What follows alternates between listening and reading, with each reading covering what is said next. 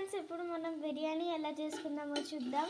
ముందైతే కొత్తిమీర, కలేమాకు ఇంకా పుదీనాని చిన్న పీసెస్లో కట్ చేసి నీళ్ళలోకి పోసి ఒక పెద్ద బౌల్లో ఇలా కొన్ని ఉల్లిగడ్డలు తీసుకొని మంచిగా డ్రీగా ఫ్రై చేసుకోవాలి. అవి బ్రౌన్ కలర్ వచ్చేలోపు నెక్స్ట్ స్టెప్ ఏంటో చూపిస్తాను.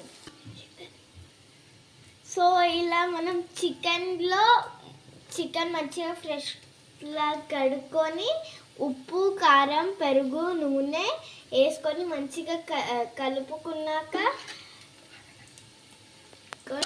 హాఫ్ అన్ అవర్ మ్యారినేట్ చేసి పెట్టుకోవాలి. దాని తర్వాత కొన్ని పుదీనా, కలేమాకు,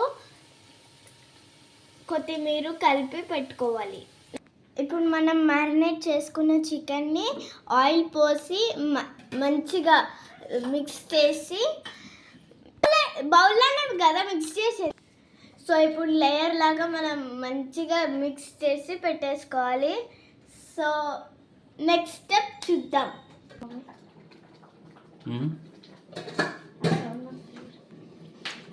అవును, ఉస్మానియా బిస్కెట్ తినగానే నాకు నీళ్ళగా అనిపిస్తుంది. ఎందుకు? అందుకే వీడియోలో నా మోక్షు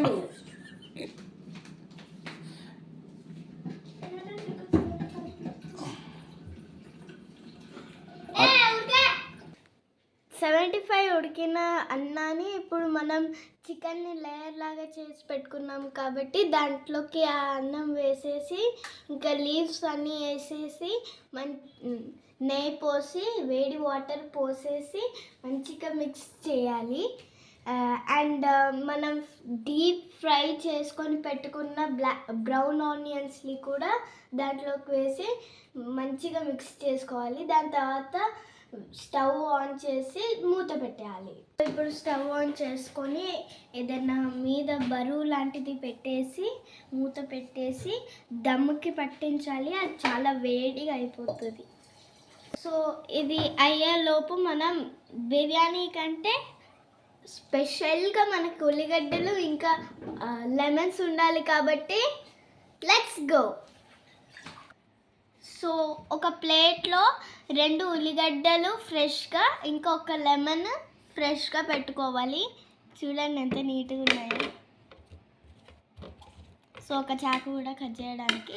బిర్యానీ కోసమే ఇవన్నీ. కళ్ళు, ముక్కు, మూతి అన్నట్టుంది.